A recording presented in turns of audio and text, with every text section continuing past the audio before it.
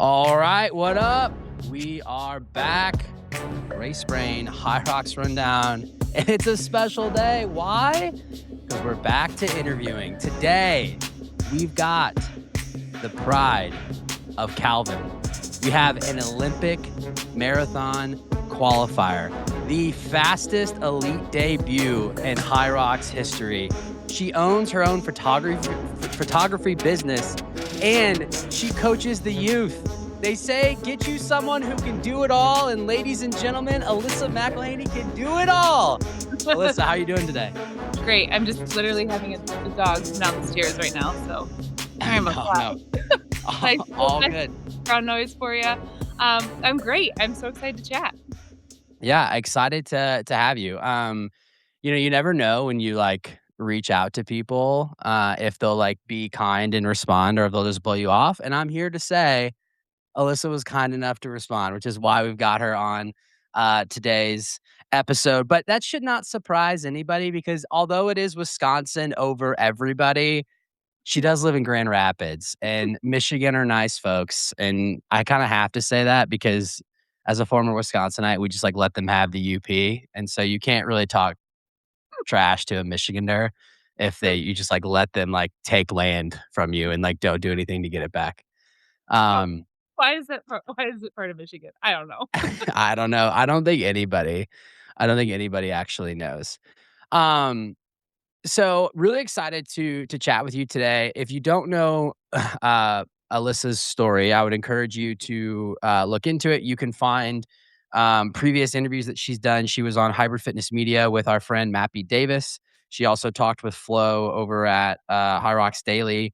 And so I'm not going to cover everything that she's covered then. There will obviously be some overlap, but if you want to learn a little bit more of her backstory, I would encourage you to check out those episodes. But one thing that I kinda wanna, talk about, before is let's just get some we love stats on Race Brain. We love stats. We love talking about, like, what people can do. Bracken Crocker is, like, a big like, if you're an Elite 15 athlete, male specifically, you should be able to run a 400 in sub 60, which James Kelly notoriously said he cannot. He's, like, 100% positive that he can't do it. We don't Really? think that that's accurate, Oh, but rumor has it, Alyssa, you can. Is it true that you can run a 58 400? I think if you put me on a track right now, I might be able to break 58. I feel like Ooh, whoa, hot take. I feel like since starting High Rocks, I feel like I'm a much, like, happier, more explosive, athletic runner. So have not time trialed the 400 in years, and I think that the time I could run would be I think I could break 58. Put me in the right day, in the right shoes, in the right environment, I think I'm there. okay. Alright, hell yeah. So, we're a sub 58 400. I believe you said 2:14.8. Is that still correct? Or do you think you could go sub 2:14 right now? You said you're more explosive.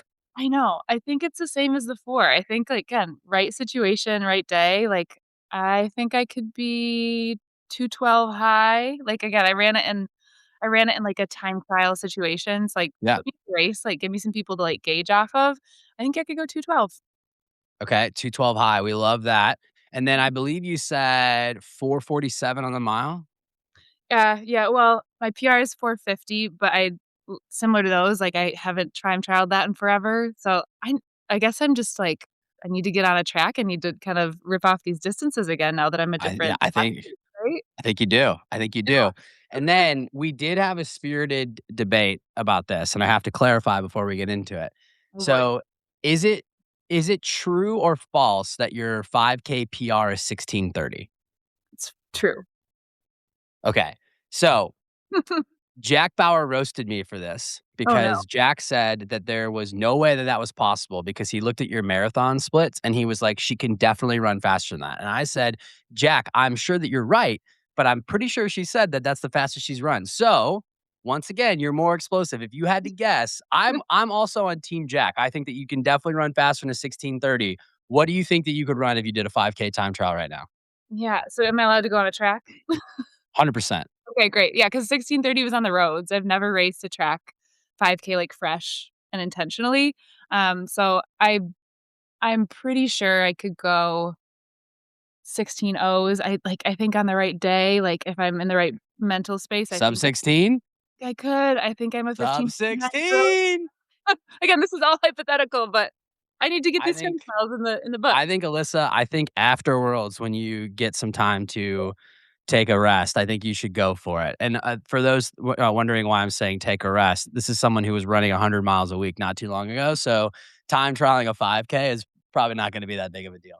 No, Uh, yeah, and I think, like, I don't know, especially after, like, a lot of that, like, marathon specific training for years and years, I think getting into a little bit more of, like, the quicker stuff, shorter stuff in the last 4 months of HYROX will really lend itself well to, like, PRs in those shorter distances. For me, shorter distances.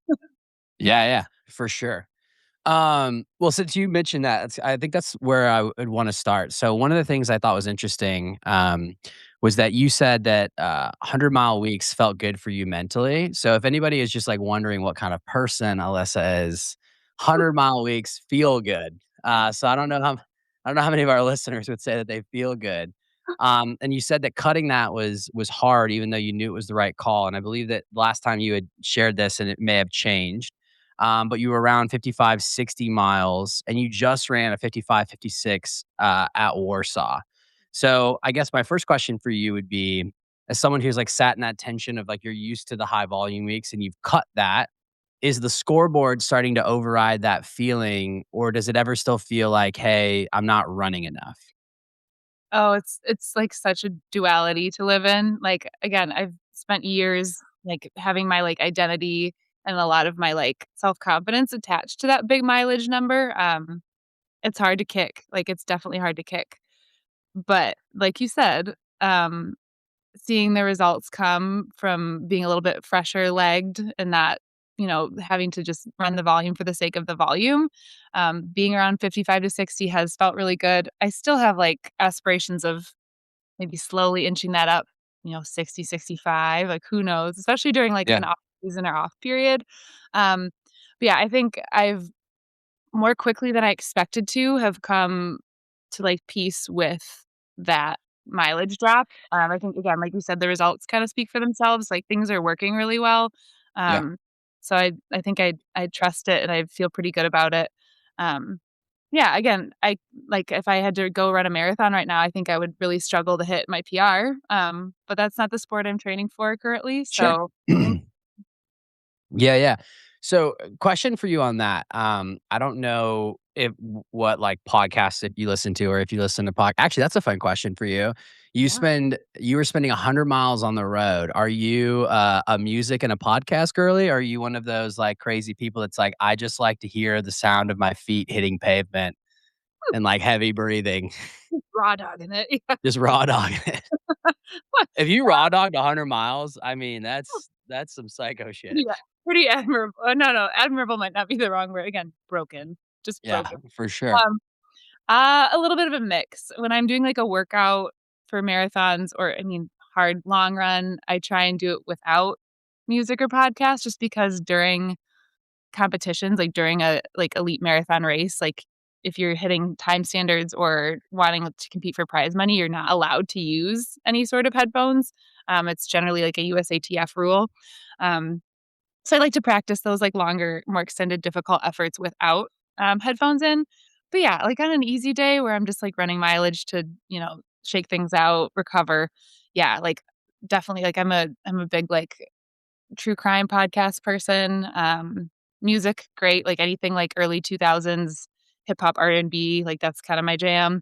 Um, yeah, I've shied away a little bit, hot take, from listening to, like, HYROX podcasts so far. I That's not think a hot take at all. okay, good. Being, like, new to the sport, especially, like, 4 months in, like, there's part of me that, like, I'm curious about what, like, my competition is doing, but there's also part of me that's, like, focus on what I'm doing, like, trust, like, my training. I don't need necessarily the other voices in my head being like, "Oh, well, this person's doing this, like, oh, like, did you see that workout that Lauren did? Or did you see what Joanna did last week?" Like, no, like, I kind of wanna just Yeah, yeah. feel good about what I'm doing and the work I'm putting in and not have to compare to others, so I have not really fallen into the HYROX podcast, life yet, but maybe that'll That come one. was not a plug. It was not a shameless plug. Although I will say I think at Race Brain we keep it fun, but that was not a shameless plug. That might be a good place to Uh, start then. for sure, for sure. I like to think that we're more like a round table ESPN style, a lot less. If you're looking for like training stuff, go check out RMR. Go check out um, Anthony's podcast, the Hyper Coaching podcast. But yeah, we're not talking about that kind of stuff. Okay. But where I was going with that was so Rich actually talked this week. Him and Kent were having a conversation about um, uh, getting older and like what it looks like to train in your 40s. And they were talking about volume because like right now it's kind of in vogue for a lot of elite athletes. Like we were seeing some crazy volume numbers. Mm, Dylan Scott is notorious for, I think he posted last week, he sits like 25 to 29 hours during season. Out of season, he might push 30. Charlie Bottrell puts up some crazy hours. Like there's a lot of people pushing volume. Meg Jacoby puts in a lot of volume. Warren Weeks puts in a lot of volume. And they were talking about it from like a marathoner or a half marathon perspective. And I thought this was really interesting, and I was curious to get your opinion because I haven't talked to many professional runners on Race Brain. okay. But they were using the marathon or the half marathon as an example because the HYROX time domain at this point for the elite field is right around 60 minutes, give or take. It could be 5 minutes less, it could be 2 minutes more, and that roughly falls in line with a half marathon elite runner, right about that 60-minute time domain. They estimated that an elite marathoner, half marathoner is probably running 100 to maybe 125 miles at the top end. That would probably be a lot. And I never thought of it this way, but Rich pointed out that like you think about what they're capable of doing, their zone 2 work probably sits somewhere like 6:30 to like 7-minute miles. So when Mm, you do the math, they're actually only training like 13 and a half hours a week. And so I'm curious, like, for you or not sorry, not training, running. Like, their right. run time would be 13 and a half hours a week. So I'm curious for you, when you were in those 100-mile weeks, how many hours was that typically taking you? You know what? I feel like I need to, like, pull up the exact numbers because 'cause I'm not gonna be able to tell you off. It's Are you okay. Rough averages will work because I've gotta there's a follow-up question after this. You don't have to pull it up. Okay, so yeah, I'm probably averaging, like, yeah, like a 7-minute mile somewhere in there, so I what is that? So, like, 14 hours a week, maybe? Yeah, that sounds, like, relatively accurate, yeah. Okay, and so you Oh, dropped your mileage in half. So yeah. it stands to reason that now you're probably at like 6.5, 7 hours of running. Have you filled that space with like mixed modality, cross training, station specific like work? Are you training like 13, 14 hours a week? Yeah, Um, or is you definitely. training more? Like, Probably a little more, so I actually just pulled up my Strava and, like, back when I was in, like, the thick of marathon training, yeah, it are looks you like on it's Strava? I'm gonna give you that oh, follow. yeah. It's my favorite social media. Hell yeah. Yeah, it looks like it was, like, a lot of, like, between 13 and 15 hours per week. Um, Okay. And that's just running. yeah, that's just running, and then right now, running-wise, I'm at about oh, wow, that's not a lot, like, 7 hours a week of running, and then my HYROX work is about 9 hours a week. So yeah, 16-ish, Okay. depending on the week. And then how much cross training did you do? Because I know that you had said on a previous podcast that you hadn't really touched High Rock specific stations prior to November of last year, but obviously you did cross training. So like, what was your total weekly volume when you were? I'm just curious, like how your weekly volume compared as a high level marathoner versus now an elite High Rocks athlete. Yeah, so during marathon training, I honestly it was literally just running. Like, there wasn't cross training, there was not any strength work, which for better or for worse, it just, like, did not have the energy or time for it and felt it was better spent on mileage. Um, so yeah, I feel like my friends and family could probably attest to this, like, during those, like, larger marathon weeks, I was, like it wasn't my best version of myself. Like, I was constantly tired, like, needed naps. Like, I'm not an irritable person, but I was, like, I feel like bordering on irritable. I'm normally just, like, chipper and, like, hopefully sunny, and I feel like that was not, like, the best thing for my body, and I feel like Hyrox has been a much more sustainable thing. I do Sure. feel like a similar amount of training time and volume, but just the way it affects my body is a lot better. I'm not, like, just constantly in a hole. It's more well-rounded. Like I said, it's made me a better runner, more athletic runner. Um, yeah, so, yeah, similar volume, but for some reason, it just doesn't take the same wear and tear toll on my body. So it's, like, really, really healthy. Yeah, that's awesome. Yeah. That's great to hear. Okay, so we kinda covered the mileage. You've obviously pivoted. You're now probably all in on Worlds. The crazy thing to me was it November of 2024? Is that when you first, like, picked up stations, or was it November of 25?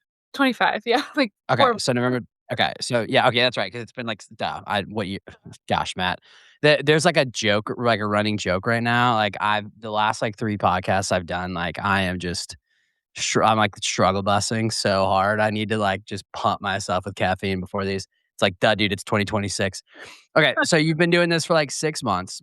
You'd never pulled a sled, you'd never been on a skier, probably didn't do a wall ball or a sandbag lunge. You've now gone 55, 56, which is the fastest elite debut in, women's high rock. Actually, that might be the fastest elite debut in men or women. I'd have to check that. We'll have to get Jack to check that stat, Oh, oh my but gosh.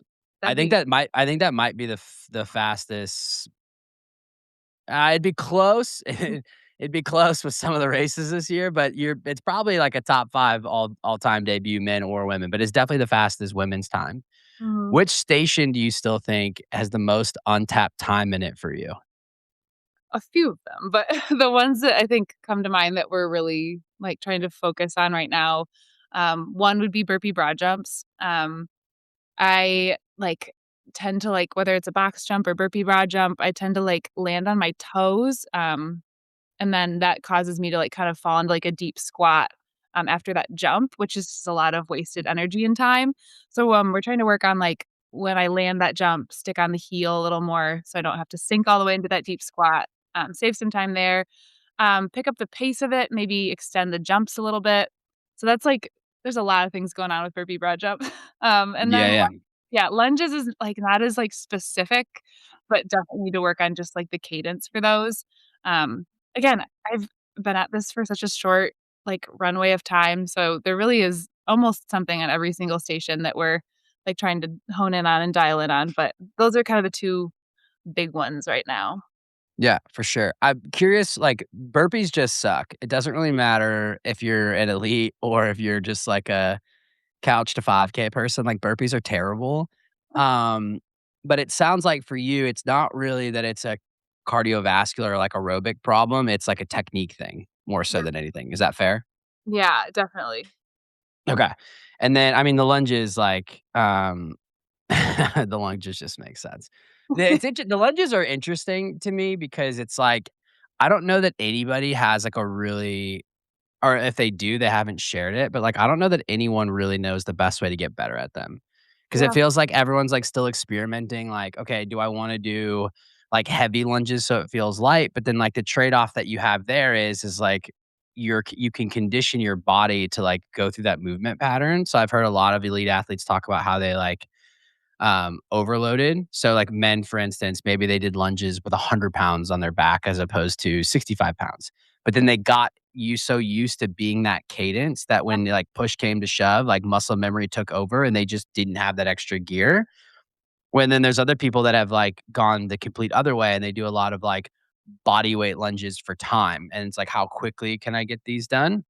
yeah, What do you feel like it is for you? Is it more of a is it a muscular it's hard to imagine it's a muscular endurance thing when you can run a 2:35 marathon. So is it a yeah. muscular endurance thing or is it a strength thing? I'm gonna go with you know what? Like, I we've been working a lot on carrying, like, the men's, like, weight of the sandbag. I think that's been really helpful, like, the second I can chuck that, 20 kilogram, weight back on my shoulders, it just feels like nothing. Um, Yeah, so, yeah, I'm not really sure what it is at this point. Again, just for me, it might just figuring be it out. yeah, like, a more Mm. reps. Again, like, I'm still just a baby when it comes to that, but, yeah, Yeah. it's a good question. I don't know if I've really considered, like you said, whether it's a strength thing or endurance thing. Yeah, that So would be well on. You've referenced "we" a few times, so I'm assuming that you're coached. Is your coach the same person that was coaching you in running, or do you have a HYROX specific coach now? Yeah, so I like, for the past couple years, we have a run specialty store in Grand Rapids called Gazelle Sports, and they've begun, like, an elite running team, so I've been with them for the last couple years. It's called Gazelle Elite. My coach for that is Sam Butler, so he's been my coach through qualifying through trials, has, helped me become a way better runner, and then since finding HYROX, in December, started working at 8th Day Gym, which is in Grand Rapids, Michigan. My coach there, Joe, has been super helpful with, again, improvement on all my stations, and, yeah, so I definitely like working with 2 different coaches currently. Yeah. It's been great so far. I've definitely had to, like, make sacrifices and kind of work around things and have conversations, but, so far it's been great. So that's interesting. So you have 2 coaches. So do you so they obviously are coming at it from different angles because 'cause you've got one who's focused on the run side and then one who's focused on the strength work. Do you write your outline of, like, "This is what I wanna do when," and then they fit it in? Or, like, how does that work? Because that sounds like building a training program is already hard enough, and then you got 2 different people with 2 different ideas. I would assume that you as the athlete are the one who's like, "Hey, I need to lean in harder here." So, like, if I'm working with and I apologize, was Joe the run coach or the strength coach? Strength. Yeah, Okay. or relax, yep. So, I'm assuming you're probably saying like, "Hey, Joe, we need to focus on the high rock specific stuff." So then you're going over to your Gazelle Elite run coach and maybe saying like, "Hey, I can't be as banged up because this has gotta be the focus." Is that how it works? Yeah, Sam, Gazzelli has been really, like, understanding and flexible with things that, coming off of, qualifying for trials in November to all of a sudden be like, "Peace, like, Imma try a different sport. I'm out." Yeah. He's yeah, been really, like, just genuinely super flexible and just excited for me. Has done a lot of research himself into, like, what, like, the run side of training for Hyrox, would look like, which is totally new to him, so I really appreciate that. Yeah, we've kind of tried to keep it, like, 1 day a week, there's gonna be, like, pretty much no Hyrox work, and it's gonna be, like, a run-specific workout, whether it's, like, 800-meter repeats on the track or, miles at threshold on the roads, and then generally have 1 day on the weekend where I'm still, like, able to do my distance runner long run thing, which only ends up being like 16 miles, 17 miles at this point, so not like a Only 16 or 17. child's play. Yeah. No, yeah, so compared to what, like, I'm used to during those, like, big volume weeks, like, going out and running 24 miles, like, 16 feels pretty good, so, Here's a fun question that'll make all the listeners feel bad about themselves in a fun way. How long does it take Alyssa McElhaney to do 17 miles? yeah. Oh, let's see, last weekend I didn't I wanna say it was, like, an hour 40 something? Yeah, something in that realm. I'd have to, like, go back and look at the exact data, but it was At something a around. nice leisurely zone too. Some people's half marathon PBs are going down. I'm obviously kidding. You're an elite runner, so that makes sense. Yeah, Um, all relative. okay. It's all relative. I'm curious for your perspective. So, like, one of the things that we see a lot now on both the men's and the women's field, um, is these races just they start off so stupid. It's just like it's so dumb. And I am curious, and like I don't think that this is like you. If you go one way, I don't think that this is bragging because again, you're one of the better runners in the field. But Mhm. like as someone who is very fast. Do you feel like when you start, like, this is dumb? Like, we are going way too hot? Or are you like, this is kinda nice? Yeah, no, I think so something Because that nobody will ever admit it. Like, the people that say, like, they go out way too hot are the people who, like, don't wanna go out that hot because they can't hold it, but presumably you can. So, like, do yeah. you think to yourself, like, "This is fucking stupid," or are you like, "Oh, this is kinda fun?" Well, okay, so background, um, so I raced in Vegas, Glasgow, and Toulouse in order to make it Yep. to Warsaw. In all 3 of those races, I would let the field go for, like, 15 seconds, and then I would start, just to, like, be able to do my own thing and to not get caught up in that crazy. Yeah, yeah. Like, it's hectic, it's chaotic, and that was so fun. Obviously, at Warsaw, that was not happening, like, I think in my brain, it was like those other 3 races, like, it's all chip time, and then Sure. Warsaw, it's when the gun goes, that's when your time starts. Yeah. Um, so yeah, I think I was maybe, like, just, like, a little, like, giggling to myself a little bit in the first, I don't know, 20 seconds of the race, because yeah, it was just like, "We can chill." Like, this like, "Whoa," like, yeah, like, definitely that part of my race plan for Warsaw was to the runs at a really easy, not I won't say easy, but, like, a really sustainable, manageable pace for me, and yeah, just seeing, like, the absolute, like, fervor and, like, chaos at the start was, yeah, just like, Yeah. "Oh, oh, chill. Yeah, it's It's okay." so funny because like, Rich Ryan is one of the probably, like, top 5, top 3 runners in the men's field, and, like, he says all the time, he's like, "This is stupid. Why are we doing this? Are we Like, this is overspending right dumb. Yeah, this yeah, is just dumb." But, like, there are 2 athletes on the women's side and, like, 2 or 3 on the men's side that, like, as sure as the sun rises in the east and sets in the west, they're gonna go out like bats out of hell, and it makes it fun. But following up on that, the SkiErg is really only there, the more that you think about it, like, is really only there to punish you. Like, it's not gonna make or break your race. Like, I think I like to pull this stat up. When Lauren went, like, 58 the first time, I think, her SkiErg split was, like, 4:30. okay. And that could have also been because of, like, and everyone always likes to get in the comments, you YouTubers, and, like, tell me where I'm wrong, and I get it, all the courses are different, and sometimes skier layouts are longer and shorter and whatever, but, like, it wasn't a blazing skier time.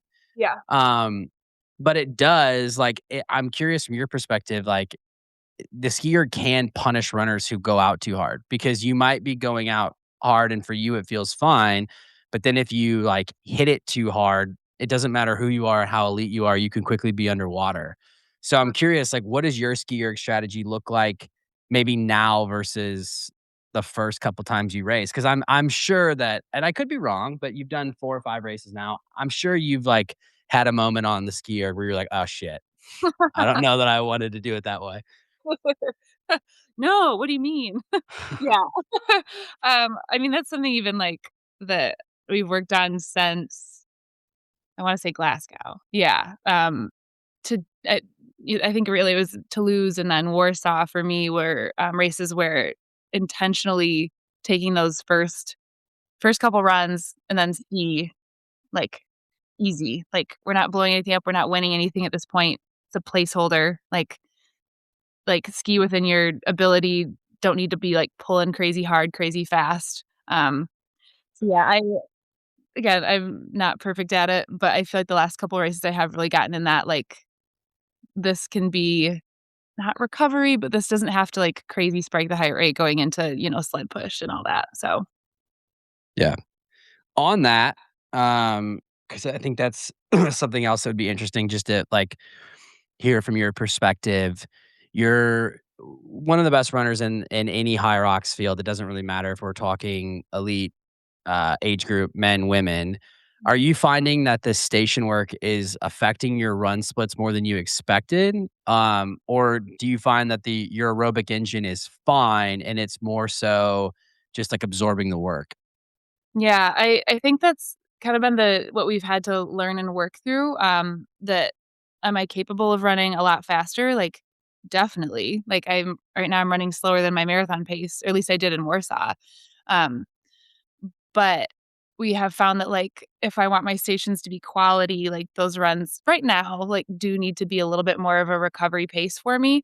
Um, I have no doubt that that will change in the future when I am more As evidenced by the yeah, waving, smiling, blowing kisses, yeah. yeah, blowing kisses, Like, yeah, stopping and taking photos with little girls along the railing. like, patting babies' heads. Yeah. Yeah. So, yeah, like, yeah, it's evident, like, it's not like, during worst, I don't think there was ever a spot where I was, like, in a bad place. Like, Running get wise. yeah, and I mean, yeah, anything. Like, I looked at the clock at, like, 35 minutes and was like, "Oh, like, okay, hey, that's not that much time left." Especially when I'm used to running and being in that pain cave for 2.5 hours, like, a Hyrox Yeah. feels pretty damn short. Yeah. Um, so that's kind of a nice, like, added advantage coming at it from the marathon side for sure. But yeah, so right now our focus is like taking the runs at a little bit like of a backed down pace in terms of what I'm capable of, while we really work at bringing those stations up to where the rest of the women in the Elite 15 are, which again, I'm making strides and making gains every time we work out. So like it'll get there. It's just, yeah, I've had a really unintentionally short runway to all this. So Yeah, for sure. We've always said on Race Brain that, like, if you think about the origin of HYROX, it started off with CrossFit types coming over. Like, that was kind of the archetype that you first saw, and we've been saying for years that eventually what's going to happen is there are going to be high-level endurance athletes, marathoners, triathletes, right? Cross country skiers that are eventually going to make the switch and they are going to get better faster because if they can figure out the station work, people forget it is still a running race. 60% of the race is still running. It is all about that. Like, and you've got years and years and years of that built up. It is much easier for you to put on the attributes to be able to withstand the stations than it is for somebody else to build up the aerobic base that someone like you has. So that totally makes sense. yeah. Okay, a few more questions on HYROX, and then I want to get off of HYROX because that's all we talk about is HYROX, and that's like the boring stuff. And I'm just kidding. I obviously have a podcast about this, but You um, I did say it. I did. People always want to talk to me about HYROX. I just want somebody to ask me how I'm doing every now and then. Like what does Matt do outside of HYROX? Or just the sticker how's the guy. day? Yeah. Exactly, exactly. When's someone gonna ask me about me? Um, okay, so we already covered this, but you ran the fastest Elite 15 debut in women's history. When you crossed the line, what was the first thing that actually hit you? Like, what went through your head? Yeah, I don't think I even knew the time for a good, like, couple minutes. Like, that wasn't anywhere in my, wheelhouse or, like, in my brain at that point. I think what I was feeling was just, like, the I don't know, for, like, a few months now, like, I think I've known what I was capable of, and have kind of had to, like, talk about it in, like, a really abstract way, like, "Oh, what I'm going to do," or, like, what I think I can do in the sport, or what I know I'm capable of. And every race I've gotten to do has let me, like, prove that little by little, like, to run a fast time in Vegas and then to, run at the time, it was the 4th fastest time ever run in Toulouse. So there's just, like, little pieces of, like, affirmation along the way, but to cross the line and finish 3rd, which is what I thought I was capable of that day, based on our race plan and kind of the goals we put, like, in in our minds leading up to that race, to have that, like, actually happen and be real. I think that moment of crossing line was just like, just joy for that and, like, relief and, like yeah, like, affirmation. I think all those feelings, like yeah, all those in one, just felt so good. So, yeah, I didn't really know the time until a few minutes Yeah. after. That was also really exciting. So Yeah, for sure. I guess what was it like standing on the start line? So you mentioned that there was already a difference in that, like, it felt more real, like you had to go from the jump. Um, but did it feel any like, obviously, you've run professional races before, so, like, yeah. one thing that we always talk about is that with people in their debuts, like, you never know how it's gonna go because you never know how, like, the moment's gonna affect them, like, the lights now we've got, like, the F1 lights and and all of that, and you're in a tunnel and they, like, hype it up, like, were you nervous? Were you excited? Were you confident? A little bit of all 3? Like, what were you feeling when you were on that start line? Yeah, I think and you hit the nail on the head, like, I'm new, like, as, my Elite 15 debut, but I'm also not new to, like, an elite racing scene. It's a different elite racing scene, but it still has a lot of similar themes, like, you go to an elite tech meeting the day before and you are ushered to the start line with all the other elite runners, and there's that same, like, nervous energy and kinda sizing each other up, and, so yeah, I it felt pretty comfortable. Again, I will always put myself towards the back. I don't care if I'm the fastest runner in the field, like, I'm gonna be in the back. I don't need to be on the front of the starting line. That's where I feel calmest and, like, most, like, within myself. Um, so yeah, I it felt it felt pretty natural and pretty familiar to me. Again, slightly different sport, but I've been there before. So yeah, there was Yeah, definitely that was a nice yeah, it was a new thing, but it wasn't a new thing. okay. Alright, couple more HYROX questions, then we're gonna move off this. Yeah. So, um, you had a penalty situation earlier this season that caused some noise. We're not gonna talk about that. But I had to make a joke about it. If you're running next to Alyssa, watch out for spit. Um, Yeah. there there's a lot of there's a lot of talk about, like, judging consistency and communication from HYROX, and, like, I will always give credit where credit's due. I think that HYROX does a really good job of, like, if they make a mistake, they try to rectify it and they try to do better. Like, there's other organizations out there that you can't say the same for. From your perspective, what needs to change, or does anything need to change about how HYROX handles things at the elite level? Yeah, again, I'm new, but from, like, what I've seen, in my book, they've been pretty transparent about things. I've heard, like, rumblings here and there of, like, just give us an elite rule book. Like, it's okay if rules are different, but, like, just make it clear. From the the one, like, technical elite briefing that I've sat through, like, they were abundantly clear about, some of the issues that have been brought up recently, like rapid cooling and spitting and, where you can dump your trash. Um, I feel like it's been pretty clear. I know that there's people that have not had the same experience. Um, Again, I'm still new. This was my first time around in the elite group, but I felt like it was pretty, like, intentional and well taken care of, and yeah, so far that's been my experience. I asked you that question because I'm hearing more and more that I think people have been a little bit unfair to HYROX, and I think that they're doing a good job. So, Yeah. I'm glad that we're on the sa I'm glad we're on the same page on that. You opened the right can of worms there. I Perfect, get yeah. Again, perfect. it's still, like, a new and growing and changing sport, and, like, it's not gonna be perfect because of that. But yeah, I think, like, in terms of rolling with the punches, they've been doing a great job. Yeah. Okay. Alright, couple more questions, we'll move off this. So you're going to Stockholm. Yeah. Um, you've gone from 60-55, in Vegas to 55-56 in Warsaw in about 3 months. Where do you feel like your trajectory realistically takes you by Worlds? Okay, so I And I sorry, let me take a quick step back. So I guess I should be clear. To be unclear is to be unkind. So time doesn't matter. This is a race. So, that's like, forget the time, because, like, courses are courses. They're not all the same. You could get a fast course, you could get a slow course, you get a good sled, you get a bad sled. There's too many variables.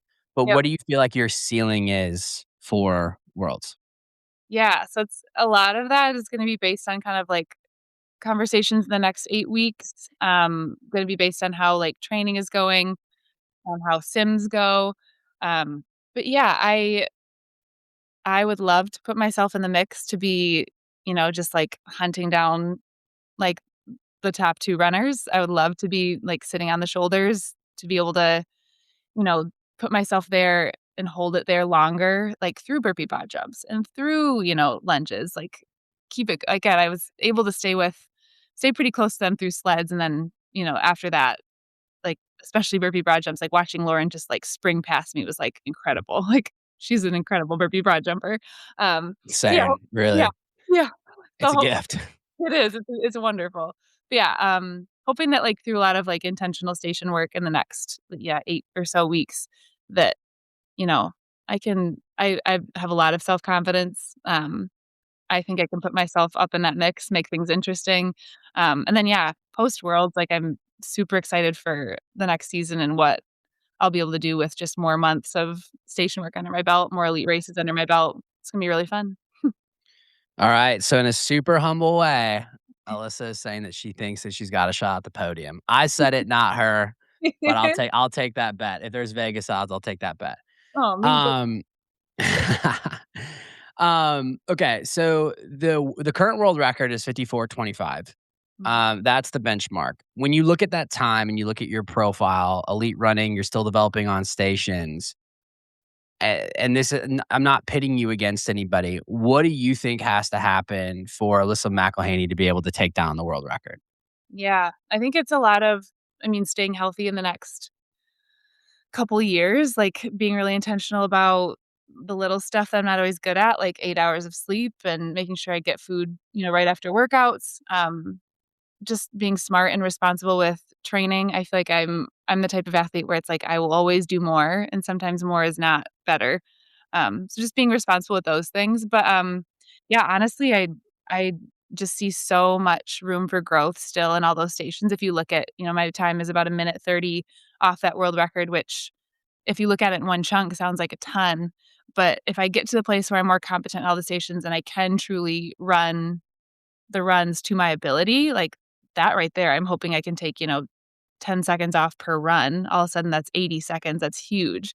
And Yeah. then the time I can take off on the stations, like I think I've got a lot of wiggle room going forward just in terms of putting that faster running piece together with the stations that I'm going to be more competent at, after fast runs. So, Yeah. I think I don't have a time in my head per se, but, give me some time, and I think I'm definitely in Yeah. that so The short answer is that you're not anywhere close to your running potential yet in a HYROX. So if you could sustain the stations and then get to true running form, that's it. the world is Alyssa's oyster, as they say. Yay. Um, all right. So you've already talked about this. You feel like that you're a taller, more muscular athlete than most elite marathoners. This actually surprised me. I don't know why, but Alyssa's 5'10". So that puts you and Joanna up there. Um, and you've made clear that, like, you've even said on this show just now that, like, you like the high rocks training, it's easier on your body, you feel like you're a better version of yourself and all of that, but, like, you did qualify for the Olympic trials, which not many people can say, How's and it going? you have said that you're gonna run them.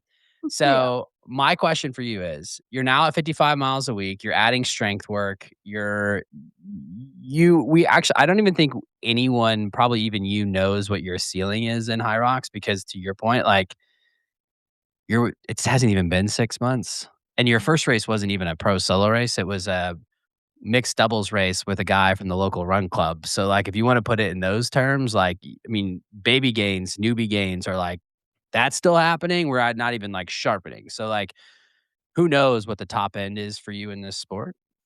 Well, But what does the math look like? Like, do you think is there a world where you think that you can stay competitive in high rocks while building back to I think you said on the last, on the episode I listened to that you were a 2:35 and you thought you needed to be at least 8 minutes faster if you were gonna, like, actually have a shot to qualify for the Olympics. So, like, it's probably way too early to ask you this question because you seem like you're very present in where you're at now, but, like, would the goal be to run the Olympic qualifier to say that you did it?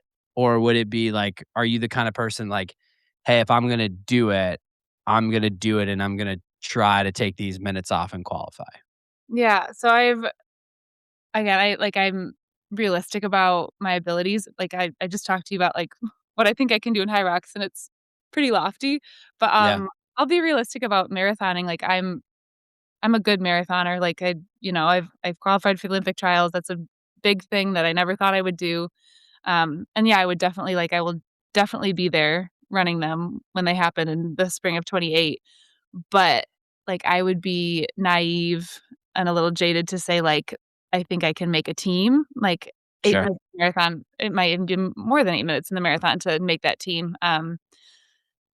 Just not something that is gonna be in my wheelhouse. Again, I have a lot of self-confidence. I'm a big believer in myself, but I'm also realistic. Um, so Yeah, yeah, I will leading up to trials, I'm sure I'll have to start sprinkling in some of those long runs again and, a little more marathon specific workouts, but in my brain right now, it's not about being there to qualify for the Olympic trials, sorry, qualify for the Olympic team, the 3 that get to go run. It's much more about, like, yeah, the story of it all, and, like, I've come from failing at it 8 times and, like, finally did it and achieved it, and, like, I wanna be able to be that hybrid athlete that's able to do more than one sport, and, um, yeah, to me, it's a no-brainer to do it, but it will definitely be, um, Alyssa competing in the, marathon trials as a HYROX athlete, kind of coming back into the marathon, yeah. yeah. I would encourage people to go listen to those other podcasts that Alyssa did. She ran her first marathon in 2013. She took the lead halfway through and actually didn't finish. S sorry. I guess Oh, I lingered on the didn't finish, that's my bad. It took 12 years and then 8 attempts, but she got her, qualifier for the Olympic trials. Now she's here winning Elite 15 races or sorry, she's podium Elite 15 races and winning age group races in her first 6 months, so that doesn't tell you about where she belongs long term. yeah. Let you Yeah, guys figure that those are some good data points.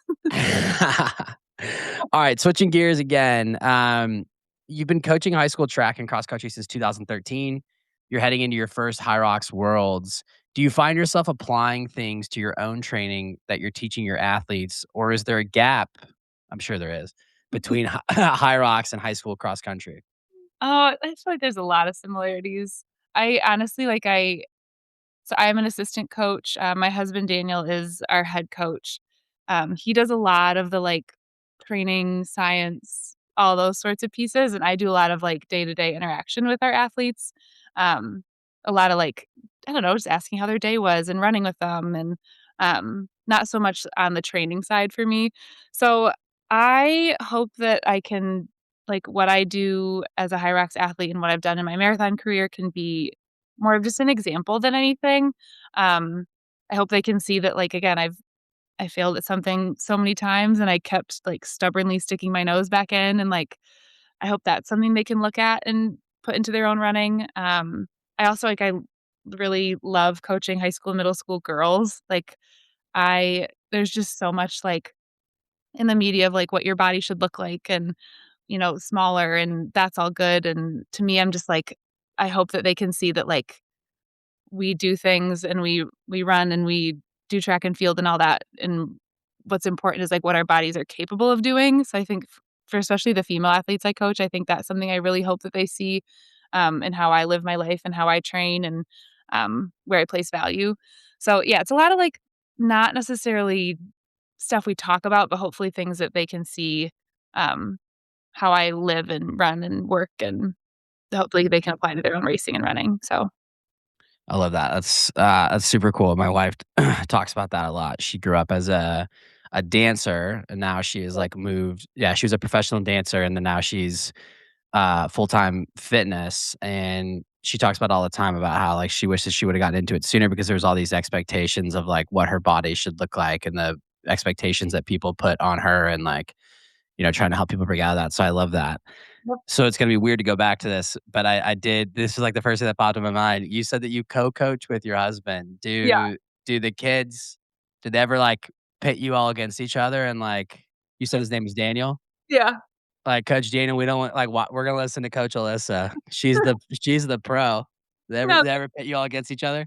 it's funny, yeah, like, there's definitely, like, certain athletes that will, like just like you ask your mom for something when you know your dad will say no. Like, if they wanna sneak in more mileage, they know to come to me.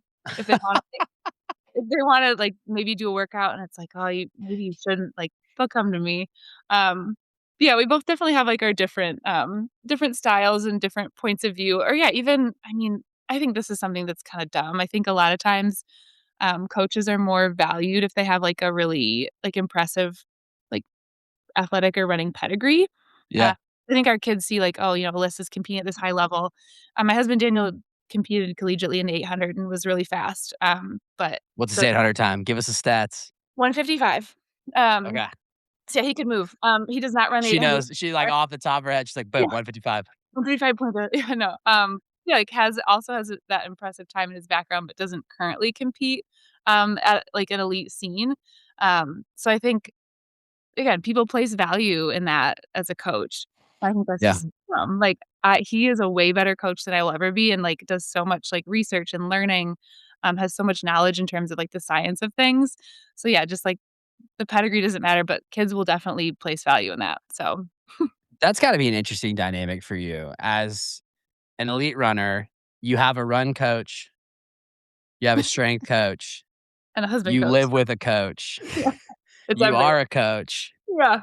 Does he ever give you opinions, or have you all just, like, drawn a hard line and you're like, "We have to have some like, we're husband and wife and we're coworkers, we have to have some separation." Yeah, no, definitely, like, we live very, like, different lives. He's a high school principal. I am not a high school principal. But yeah, like, the coaching piece is, like, one of the things we have in common, which, like, in a lot of other ways, we're very different human beings. Um, and there's times where, like, if he's trying to, like, get too involved with, like, my training and coaching, like, I'll maybe let him know. It's like, "This is not our relationship. This is I don't know if this would be healthy." But there's also times where, like, I really value his opinion and, like, he's super helpful in terms of maybe holding me back some days or, telling me it's okay to take a rest day, and, so yeah, there's gotta be a balance, but most of the time it's fine. Yeah, for sure.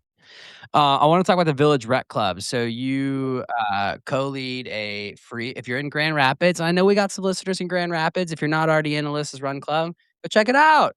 Yeah, Has HYROX changed how you talk to those runners about the sport of running? uh, not a ton, honestly. It's like a to me, like, Village Rec is, like, such a great place because it's such a variety of runners. We have runners, walkers. It's a really just, like, beautiful social, 5K run, 1.5-mile walk. Yeah, I wouldn't say it has changed it too much. I honestly I think I hope that I'm the same sort of, like, run club leader as I was before I Yeah, started HYROX. So, yeah, it's been fun to include all that and to be able to talk about it with people, but it stayed the same. yeah. And they pulled you into HYROX, so are you now pulling other people into HYROX? I hope so. No, yeah, I guess I'm curious to see if, like, people in my communities, because I do talk about it and share about it so much, will become a little more HYROX curious in the future. I sure hope so. Yeah, for sure. Alright, I joked at the beginning, find someone who can do it all. So, Alyssa also runs a wedding photography business. You're an Mhm. elite athlete, a high school coach, a run club leader, a photographer. How does all of that coexist with training for Worlds? Ooh. Yeah, there's give and take. Trying to get in a run workout, trying to get in a HYROX workout, coaching, finding time to edit, um, shooting weddings. Like this weekend, I have a wedding on Friday and a wedding on Saturday, which going forward, hopefully, as HYROX becomes like my livelihood, or like kind of my more full-time job, I will be able to, take a few less weddings on, which will be physically nice because that double header, that, like, 8 hours on top of 8 hours on feet, brain on, like, does become quite a bit. Yeah, So it's this spring especially is there's a lot to balance and a lot to manage. But yeah, I have people around me that are, like, super great supports, and again, I'm coaching with other people, and they're really flexible. Again, like, it was had to be gone for a week in, like, the middle of the season to go to Warsaw, and they handled it great. So, yeah, a lot of flexibility. yeah, makes sense. Mhm. Alright, it would not be a Race Brain episode if we didn't talk shoes. Yes. Great. So My favorite you part. raced in Adidas at Warsaw. Actually, you were in a full Adidas kit at Yeah, Warsaw. I was. However, as of, like, 2 days ago, 48 hours ago, Alyssa was spotted testing some Nike gear. At the I was. same time, Sebastian Sawe just broke the marathon world record, which, by the way, I this is, like, so funny. I'm gonna take a quick aside. Please. I don't know if you realize this. I didn't find out until, like, 6 hours after the results, because like, it was the London Marathon, that the Mhm. 2nd place male also broke 2 hours, but it was, like, no one even, like, talked. It was only, like, 11 seconds, but, like, no one talked about it, No, and, like, how embarrassing is that? It's like, embarrassing is not the right word, but it's like, how much does that suck for that dude? I don't even know his name. That's the sad thing. I know yeah, Sebastian Sawe's name, but nobody knows the guy who got 2nd in it was his first marathon. He breaks the 2-hour mark, and everyone's like, "Nah, dude." also broke a world record. Yeah, Also that's broke a world record. The 3rd place guy also broke the previous world record, and I couldn't even tell you what nationality he was, let alone his name. So, all that anyway, that goes on number 1, and I mean, even so that same weekend, the Glass City Marathon in Toledo, Ohio, the guy that won that ran 2:05, which is the fastest 4th fastest American marathon time run yeah, ever. It was his debut, like, it's in Toledo, crazy. Ohio at the Glass City, like, wild. So, wild And weekend for these kids are like 24, which is crazy. That's, like, not usually when people start doing it. Super shoes, super shoes. So back to the shoes. oh, full circle. The shoe conversation is very much alive. Are you an Adidas girly or are you a Nike girly? Oh, such a good question. So I've only, thus far, I've only raced in the Adidas Boston, which I feel like is a freaking perfect HYROX shoe. Oh, you Like, didn't even race in the Pro 4s, you raced in the oh, Bostons. I will not race in the Pro 4s over my dead body. Oh, damn. Oh, this is a hot take. Okay, hold on I have 2 pairs of Pro 4s, Yeah. and we actually advised people if you're looking for, like, a neutral shoe on our last episode, if you're, like, a midfoot heel striker looking for just, like, a neutral, trustworthy shoe, we advise people to go for the Pro 4. And now this is controversy because we have an elite runner saying that over her dead body would she be caught in the Pro 4. So my first actually, let's just take that first. I What do you I not like wanna about the Pro 4s? Okay, so road racing, marathoning, it's a perfect shoe. Like, I've loved it. I will wear it every time I race Okay, so 5K. you will wear the Pro if you were gonna run like a half mara or like the full, you'd consider the Pro 4. Yes, it's all I've raced in. Like, Okay. I freaking love it. Like, love the Pro 4. You had the Pro 3, I assume? Yes, yep, I love it. I I actually like the Pro 3 more than the 4, but I Okay, it's the I that's what I ran my marathon in. It's the only okay. shoe that I've ever lost a toenail in now, so that's Ooh, yeah, I don't know if it makes a difference for me what shoe I wear. I will always lose losing toenails. them. Yeah. Yep, it just happens. But yeah, Yeah. I it took me a while. Like, I loved the Pro 3 and then switching to Pro 4, I think it took me a couple races to be like, kinda wanna go back. Can I buy a bunch of Pro 3s and just The wear those? Pro 3 is perfect, but the Mhm. Continental rubber, it just won't work on the sleds. No. Yeah. So, yeah, love it for road racing. For I've tried it in a couple, like, workouts for, like, HYROX specific things, and, like, I personally again, to each their own, like, there's someone that's gonna love racing the Pro 4. To me, it feels too unstable. Like, I'm lunging and I don't get the full. Really? Yeah, I don't feel like I have the full ground contact. Wall balls also, you'll see people, you know, wear the Pro 4s and then kick them off for wall balls because they're just you're rocking around. Like, I don't know, I have not found them to be my HYROX shoe. The Boston, on the other hand, you still have those carbon rods, like, it's still a really fast shoe. Also, I mean, in Warsaw, the the cement was a little bit slicker than what I had experienced in the past in all of my 4 races. Um, so much experience. Um, and I other girls around me were saying the same thing, like, the cement felt pretty slippery. Girls around me wearing the Pro 4s, like, were a little more concerned because that grip is not quite as good as it is on the Boston.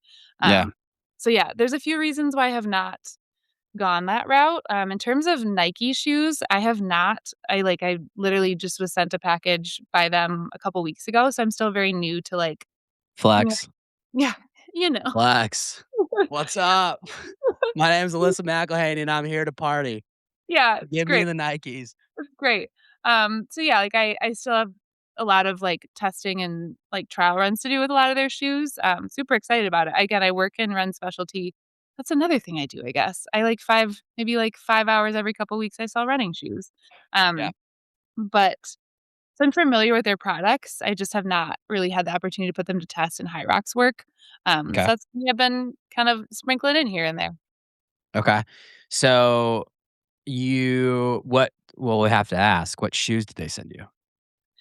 Oh, let's see, I have, like, a couple different Metcon shoes. They sent me the Valmero, I think just premium. The Vomeros or the Plus? I think it's a Valmero Plus, not premium. Yeah. Are you walking on a cloud when you're in them? Yeah, they are comfy. Yeah, they're Yeah, comfy yeah. enough to yeah.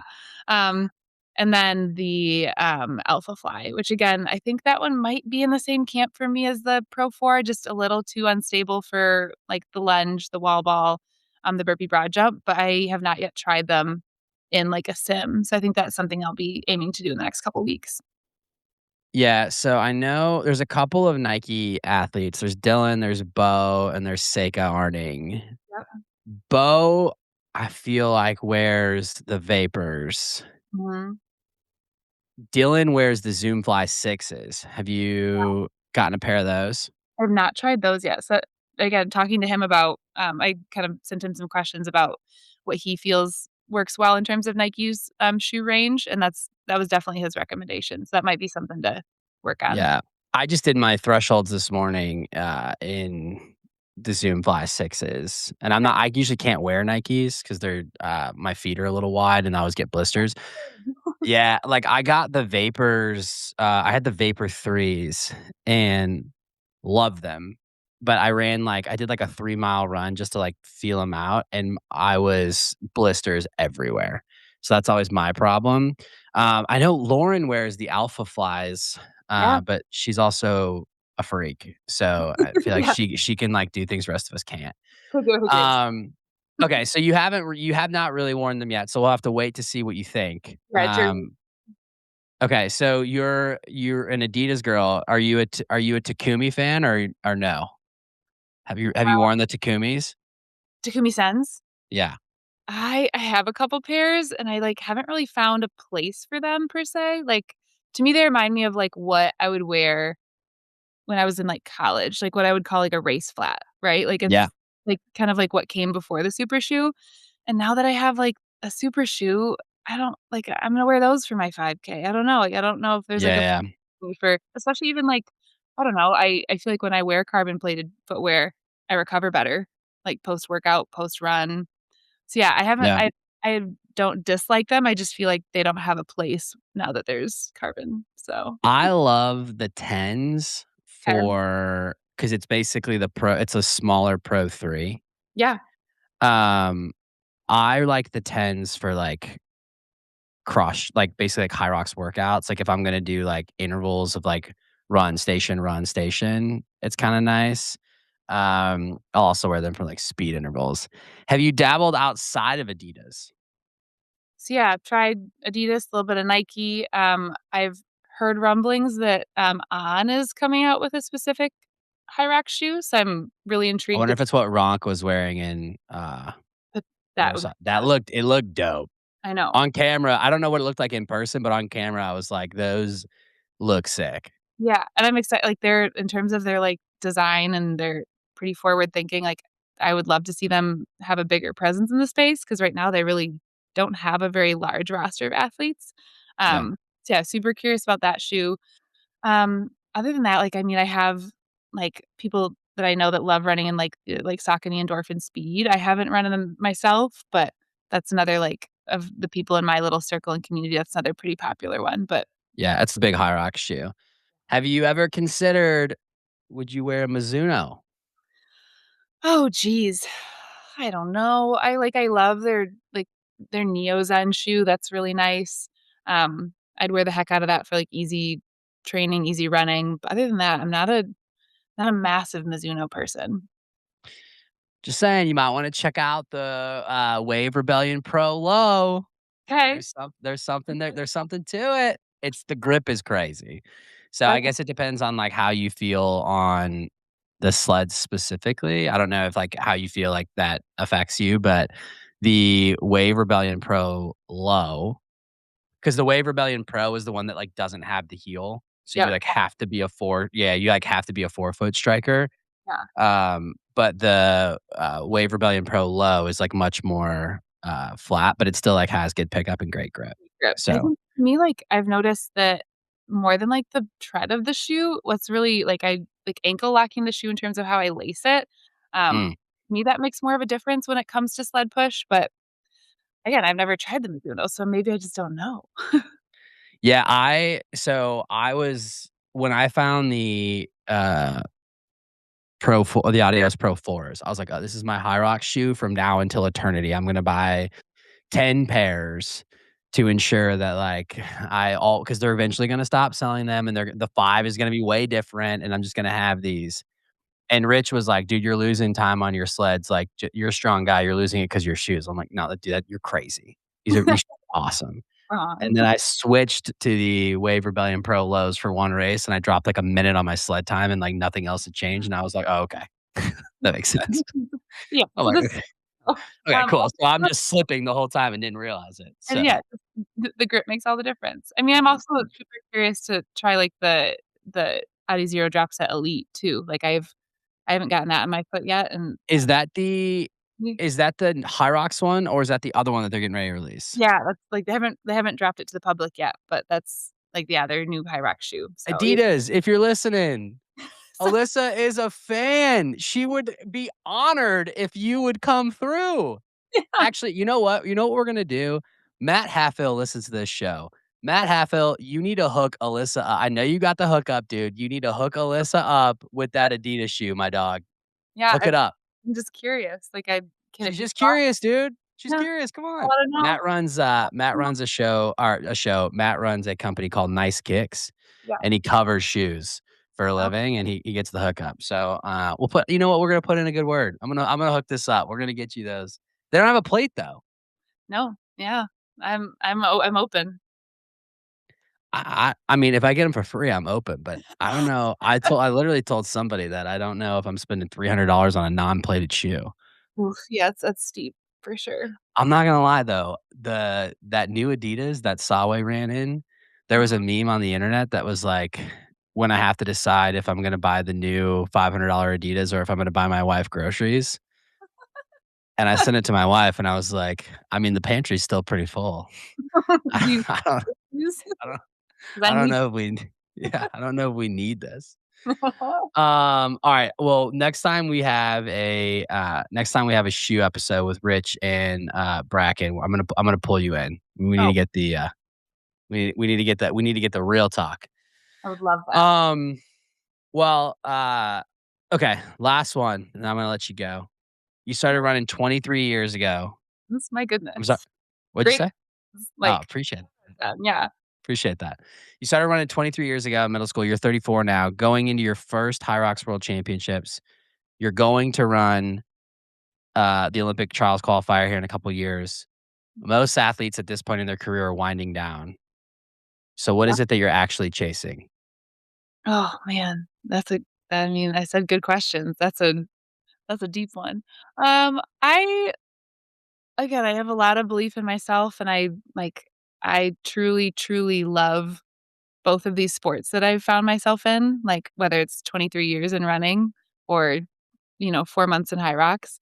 Um, yeah, I think I'm just chasing, like, what I can get out of myself, and I believe I'm 34, and I believe that I am not even close to what I will be able to achieve, which is kind of exciting to say. Um, Yeah. yeah, I mean, it's especially, like, I'm not saying this isn't true for men, but for a lot of women, like, you you kinda have to make a choice between, at some point, like, family, starting a family, having children, and, like, an athletic career, and it doesn't necessarily mean you can't have both. I mean, yeah, look at Lauren, like, like, she's done both and has been wildly Yeah. successful. Lauren, Meg. Yeah, correct. Like, it's not like they have to be mutually exclusive, but for a lot of women, that is kind of the end of, like, maybe a really high level, like, athletic career and athletic pursuits. So that's a tricky part that, again, obviously, like, men have children and start families as well. Yeah, it's a lot of different As a considerations. father, it is not the same thing. I think I'm on your side here. It's not the same thing. My son was 6 weeks old when I ran the marathon, and, like, that was hard. It's not anywhere close to being the same thing as being the birthing parent. It's not the Yeah, same. yeah, it can be different, right? It's Um, different. so yeah, I just like I don't have children. Still not sure if I want to or not. Kinda gotta That's decide soon. fair. But, yeah, just to kind of, like, to see, like, what my body's capable of still. I hopefully have a lot of good years ahead of me still, and, yeah, really just really wanna see what I'm able to do. I don't know, I it's just still really exciting to me. I love the sport, and I love the people I've met through it, just to continue to, you know, talk to different people, meet different people, whether it's through Instagram, whether it's at competitions. It's just been a joy so far. So as long as I keep, like, having such a good time with it and having it be a joyful part of my life, like, I'm here for the long haul. Yeah, I love that. I said it was gonna be the last one, but it would be weird to end on a super deep one. So there was one lighthearted one that I had written down that I skipped over. You, you talk about how you always have at least one cocktail a week, Mm. and you always have a cocktail the night before a race. And that resonates with me because my guy, Ryan Kent, is a 2 glass of red wine guy the night before every race. It's always red, Yep. always red. What is your cocktail of choice the night before a race? One of 2 things. It'll either be, like, an old fashioned, just super simple, or, like, I love, like, a fruity drink with, like, egg white, like, foam on the top. So Okay. depending on, like, what those options look like, it's one of those 2. But, yeah, I just to me, I feel like it's like a night before the race, there's often, like, just nerves and high energy, and to kinda, like, just take that down for a second feels really good. So, Yeah. Yeah, worked for for me sure. so far, so we'll Yeah, keep that's going. awesome. Mhm. Well, Alyssa, really appreciate, really appreciate everything that you've covered with us today. I appreciate you coming on the show. Best of luck. We'll be, cheering for you. If you see her at the races, say what's up. She's Please. waving at people on run 7, run Yes. 8, so she's not gonna be afraid to wave to you if you come up and say hi to her. Come say Yeah. what's up to Alyssa at the next race. Hi. Send me a message, like, I'd love to interact, I'd love to connect, I'd love to hear, like, everybody else's HYROX stories, like, yeah, I'm an open book, so Yeah, but thank also I'm gonna protect Alyssa really quick. Don't be weird. don't be Alright? weird. She just gave you an open invite to send don't be weird. If anybody associated with Race Brain is weird to Alyssa, you gotta come through me and Rich. You don't wanna find that Philly brawler, so don't be I love weird. I love that clarification, thank you. Yeah, don't be weird. And if you are, I'm gonna disown you. So, I'll Alyssa, send your DM over to Matt. yeah, for sure, and then I will expose you on the Race Brain Instagram. So, But Alyssa, we appreciate you. Thank you so much for joining. Hope you have a great rest of your day. likewise, thanks for having me. Cool.